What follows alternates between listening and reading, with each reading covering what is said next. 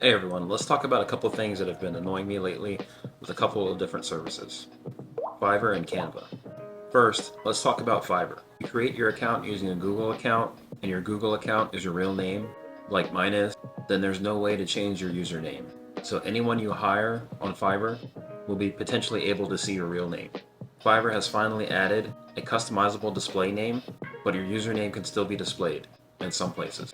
This is a bit annoying, and I wish they would allow us to change our usernames altogether.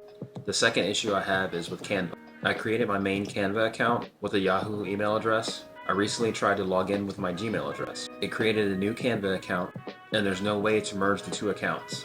So now I have two separate Canva accounts, and I can't use my Gmail address for my main account because they either can't or won't delete the Gmail account. I don't really understand how these services aren't able to merge accounts or allow us to change usernames.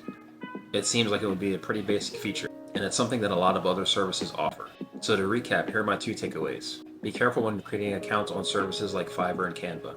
Consider how you want to use the account before you create it, and make sure you're happy with the username and email address that you choose. If you do make a mistake, you can still try to reach out and see if the service can merge your accounts together.